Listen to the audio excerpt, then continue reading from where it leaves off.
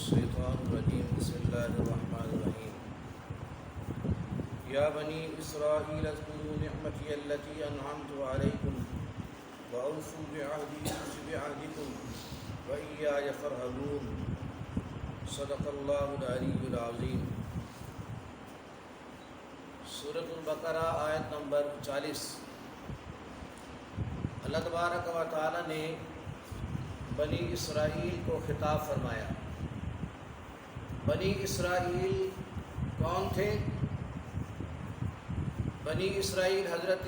یعقوب علیہ السلام کی اولاد تھے اور یہ یہودی تھے۔ حضرت یعقوب علیہ السلام کا لقب تھا اسرائیل، اور اسرائیل کا معنی ہوتا ہے اللہ کا بندہ۔ اور پھر ان کی جو اولادیں ہوئیں، خاندان جو آگے بسے، تو ان کو بنی اسرائیل کہا جاتا ہے۔ نبی علیہ السلام کی تشریف آوری جب مدینہ میں ہوئی، آپ جب مدینہ ہجرت کر کے آئے ہیں تو وہاں بہت سارے یہودی آباد تھے، اور یہودیوں کے ساتھ آپ صلی اللہ علیہ وسلم نے معاملات کیے، یہودیوں کے ساتھ معاہدے بھی کیے۔ کئی لوگ جو ہیں انہوں نے معاہدے اپنے توڑے، بدعہدیاں کی، تو اسی کو دہرایا جا رہا ہے اور اس کا ذکر کیا جا رہا ہے کہ اے بنی اسرائیل اذکروا نعمتی التی انعمت علیکم، ان میری نعمتوں کو یاد کرو جو میں نے تمہارے اوپر نعمتیں کی ہیں۔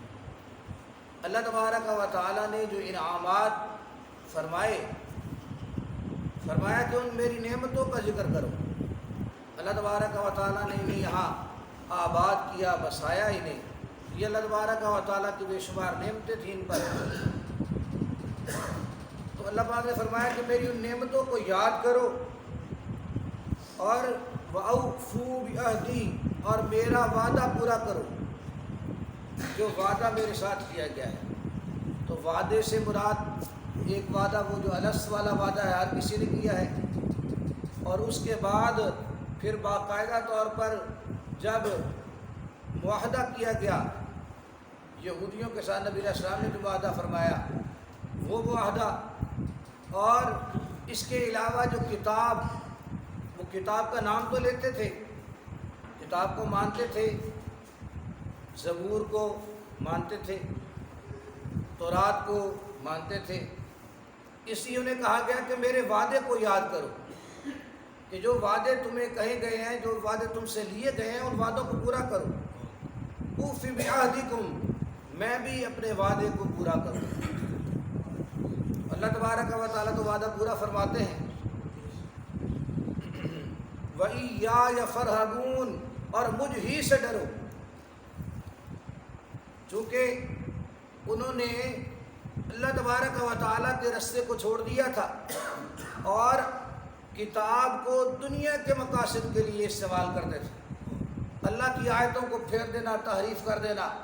جیسے کوئی مسئلہ پوچھنا چاہتا ہے اس کی مرضی کے مطابق مسئلہ اسے بتا دینا، کتاب میں تبدیلی کر دینا، یہ ان لوگوں کی بدعہدیاں تھیں، تعریف تھی ان کی۔ اس لیے فرمایا گیا کہ لوگوں سے نہ ڈرو، مجھ ہی سے ڈرو اور حق کی بات کرو۔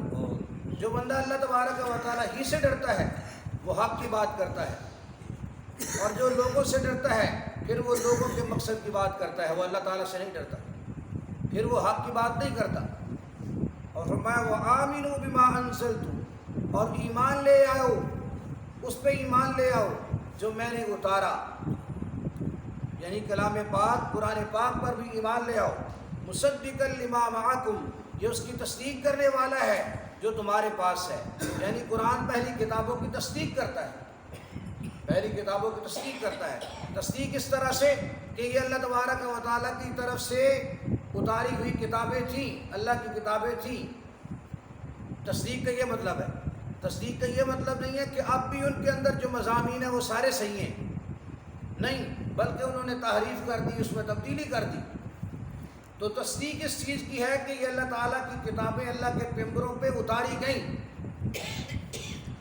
وَلَا تَكُونُوا أَوَّلَ كَافِرٍ بِهِ، اور تم اس کے پہلے کافر نہ بن جاؤ۔ قرآن اتر رہا ہے اور سب سے پہلے تم کہ سامنے جو سننے والے تھے، قرآن سننے والے جن کو پیش کیا گیا، تو ایک تھا طبقہ بت پرست کفار کا اور دوسرے تھے اہل کتاب۔ تو اہل کتاب جو تھے وہ چونکہ کتاب والے تھے، سمجھ والے تھے، ان کے پاس علم تھا، اس لیے کہا گیا کہ سب سے پہلے تم ہی تو کفر نہ کرو، ہمارے پاس تو علم ہے۔ تو جس بندے کے پاس علم ہو تو اسے اس کا خیال رکھنا چاہیے، اس لیے کہا گیا کہ پہلے کافر تم ہی نہ بن جاؤ۔ وَلَا تَشْتَرُوا بِآيَاتِي ثَمَنًا قَلِيلًا، اور میری آیتوں کو دنیا کے چند ٹکوں کے عوض نہ بیچو۔ بِآيَاتِي ثَمَنًا قَلِيلًا، فرمایا میری آیتوں کو نہ بیچو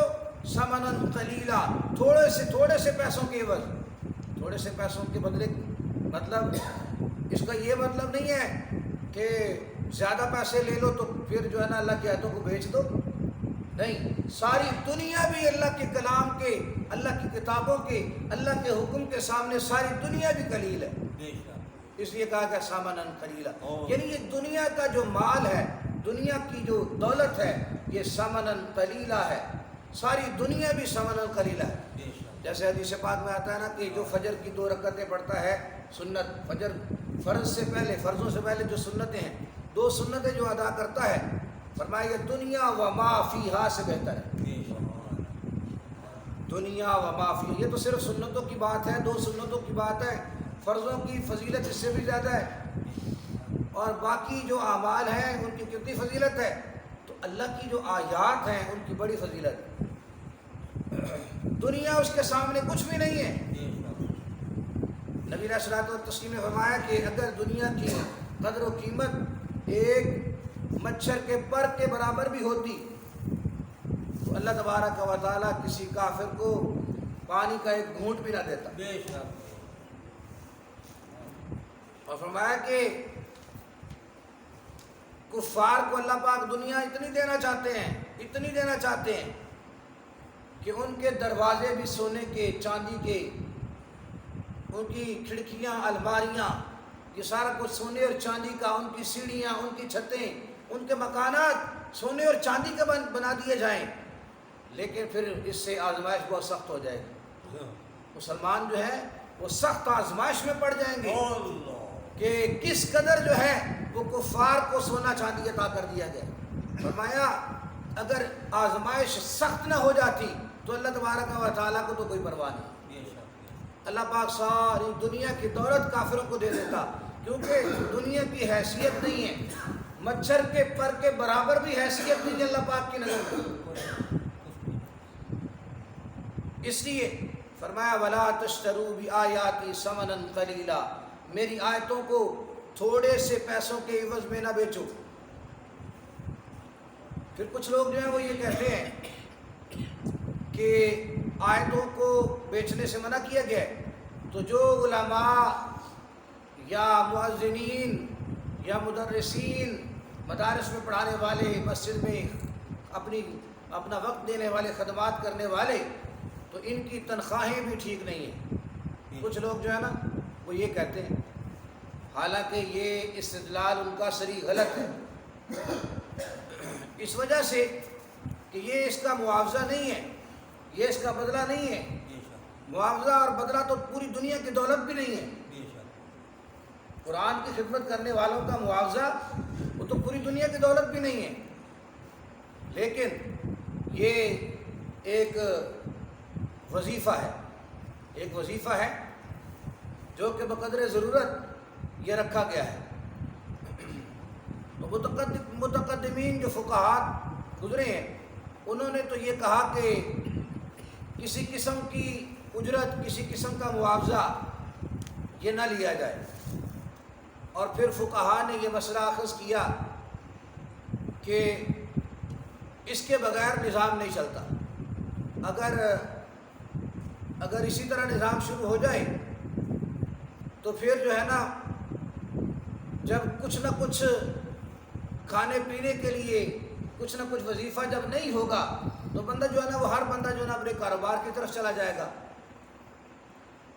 اور دین کی خدمت جو ہے وہ رہ جائے گی۔ وہ ادھوری رہ جائے گی، کام ہوگا نہیں بلکہ ضائع ہو جائے گا۔ تو حضرت عمر فاروق رضی اللہ تعالیٰ عنہ نے بھی تنخواہیں باقاعدہ متعین کی، ائمہ کی، ان کا وظیفہ، ہر فرد کا وظیفہ، اور یہ ہوتا رہا ہے کہ علماء کی جو تنخواہیں ہیں یہ بیت المال سے دی جاتی رہی ہیں۔ بیت المال کیا تھا؟ بیت المال یہی تھا کہ جو مسلمانوں کے اموال ہیں وہ سارے اکٹھے ہو کے بیت المال میں آ جاتے تھے، اور خلیفۃ المسلمین پھر اس کے لیے جو قوانین شریعت کی روشنی میں بنائے ہوتے تھے اس کے مطابق تقسیم کرتے تھے۔ آج کل وہ ایسا نظام نہیں ہے، بیت المال کا ایسا نظام، تو اس لیے یہ عوام کے ہی خود کندھوں پہ ہے، عوام کے کندھوں پہ ہے کہ عوام اس کا بھرپور خیال رکھیں، علماء کا، مؤذنین کا، خادمین کا، ان کا دین کی خدمت کرنے والوں کا وہ اچھی طرح سے خیال رکھیں۔ بعض علاقوں میں سننے میں جیسے آتا ہے کہ انتہائی کم جو ہے وہ معاوضہ تنخواہ کہہ لیں کہ تنخواہ دی جاتی ہے، انتہائی کم دی جاتی ہے، اس کی وجہ سے پھر جو مؤذن ہے، خادم ہے یا امام ہے وہ پھر مجبور ہوتا ہے دوسرے کاموں کی طرف، اور وہ صحیح طریقے سے دین کی خدمت نہیں کر سکتا۔ بلکہ یہ مشاہدہ ہے کہ بہت سارے لوگ جو ہیں، بہت سارے وہ پھر دین کا کام چھوڑ دیتے ہیں، اسی وجہ سے چھوڑ دیتے ہیں کہ وہ تنخواہوں کا نظام پورا صحیح طرح سے نہیں ہے، تو پھر وہ کام چھوڑ دیتے ہیں، وہ کہتے ہیں کہ اس طرح کام چلتا نہیں ہے، ہم جو ہے نا اپنی دکان بنا لیں گے۔ کئی جو ہے نا وہ علماء کے بارے میں پتہ چلا ہے، ان کام جب نہیں چلا اور ضروریات ہر بندے کے ساتھ ہیں تو پھر وہ چلے جاتے ہیں دکانوں کی طرف، چلے جاتے ہیں اپنے کسی نہ کسی کاروبار کی طرف چلے جاتے ہیں۔ اس لیے ہونا یہ چاہیے، اور بڑے بڑے جو ہمارے جامعات ہیں تمام کا یہ فتویٰ ہے کہ علماء کی تنخواہیں اس قدر ہونی چاہیے کہ جیسے معاشرے کے اندر ایک متوسط آدمی عزت اور سکون کے ساتھ زندگی بسر کرتا ہے، اس کی تنخواہ اتنی ہونی چاہیے۔ ایک متوسط آدمی کی جو آمدنی ہے اس لحاظ سے اس کے برابر ہونی چاہیے، یا جس ماحول میں وہ رہ رہے ہیں اس کے آس پاس جتنے لوگ رہتے ہیں جس قدر ان کی متوسط آمدنی ہے اس لحاظ سے اس کی تنخواہ ہونی چاہیے۔ تو یہ اس کا خیال کرنا یہ عوام کی ذمہ داری ہے۔ دوسرا مسئلہ آ جاتا ہے پھر اس میں ساتھ کہ تلاوت قرآن پر اجرت۔ تو ایک ہے وقت تعلیم قرآن، تھوڑا سا اس کو واضح کر دیتے ہیں، ایک ہے تعلیم قرآن اور ایک ہے تلاوت قرآن۔ تو تعلیم قرآن پر تو فتویٰ ہے، لیکن تلاوت قرآن پر اس کی اجرت لینے کے جواز کا فتویٰ نہیں ہے کہ تلاوت ایک بندہ کہے کہ جی آئیں ذرا ایک سپارہ پڑھ دیں اور اصالِ ثواب کے لیے آپ کر دیں اور پھر دعا کر دیں کہ ایک سپارہ جو ہے نا ہمارے فلاں مرحوم کو اس کا ثواب پہنچ جائے، اتنے پیسے ہم آپ کو دے دیں گے۔ یہ وہ طے کر کے کہے کہ میں اتنے پیسے دے دوں گا، تب بھی ناجائز ہے۔ یا ایک رسم بنی ہو اور لوگوں کو پتہ ہے کہ اصالِ ثواب کے لیے قرآن خوانی کرنی ہے، قرآن جب پڑھنا ہے تو پھر جو ہے نا اس کے بدلے میں چاول مل جائیں گے، اس کے بدلے میں پیسے مل جائیں گے، جو بھی چیز مروج ہو، کیونکہ جو چیز رائج ہو جاتی ہے وہ مشروط کی طرح ہو جاتی ہے۔ المعروف کالمشروط، کہ جو چیز مشہور ہو جاتی ہے، جس کے بارے میں ہو کہ یہ قرآن خوانی کرنے جانا ہے، اصالِ ثواب کے لیے قرآن خوانی کریں گے، تو پھر جو ہے نا اس کے بدلے میں کھانا آئے گا، اس کے بدلے میں یہ چیز ملے گی، یا اس کے بدلے میں کپڑے ملیں گے یا پیسے ملیں گے، تو یہ ناجائز ہے۔ تلاوت قرآن پر اجرت لینا یہ جائز نہیں ہے۔ جو ہے تعلیم قرآن، خدمت قرآن، تو وہ بندہ جو ہے وہ اپنا وقت دے رہا ہے، اور تعلیم قرآن کا مسئلہ ایسا مسئلہ ہے کہ اگر اس کے جواز پر فتویٰ نہ ہوتا تو یہ سارا نظام ہی درمبرم ہو جاتا، ختم ہو جاتا۔ اس لیے اس کو سمجھنا چاہیے۔ اور تلاوت قرآن کی مد میں ساتھ تراویح کا مسئلہ بھی آتا ہے اسی لیے جو فتویٰ دیا جاتا ہے کہ تراویح پر اجرت جائز نہیں ہے، وہ اسی لیے فتویٰ دیا جاتا ہے کیونکہ تراویح تلاوت قرآن ہے، تراویح میں تلاوت قرآن کی جائے گی، قرآن پاک کی تلاوت کی جانی ہے، تو اس لیے اس پر بھی اجرت جو ہے وہ جائز نہیں ہے۔ پھر یہ علیحدہ بات ہے کہ محض ہدیہ، کوئی بندہ محض ہدیہ، کوئی مشروط، ایسا مشروط بھی نہیں ہے اور ایسا معروف بھی نہیں ہے اور اس بندے کو توقع بھی نہیں ہے، تو اس نے کسی نے ہدیہ پھر دے دیا، علیحدہ سے اس نے ہدیہ دے دیا، تو پھر یہ جائز ہے کہ ہدیہ تو پھر وہ محض ہدیہ ہی رہ جاتا ہے، لیکن چونکہ عرف بن چکا ہے اس لیے اس کی جو ہے نا وہ نفی کی جاتی ہے۔ تو فرمایا وَلَا تَكُونُوا أَوَّلَ كَافِرٍ بِهِ وَلَا تَشْتَرُوا بِآيَاتِي ثَمَنًا قَلِيلًا وَإِيَّايَ فَاتَّقُونِ، اور مجھ ہی سے ڈرو، وَإِيَّايَ فَاتَّقُونِ، مجھ ہی سے ڈرو۔ اللہ تبارک و تعالی بنی اسرائیل کو یہ پہلا خطاب ہے۔ اللہ تبارک و تعالی نے متعدد مقامات پر بنی اسرائیل کا تذکرہ کیا ہے، چونکہ یہ اہل علم تھے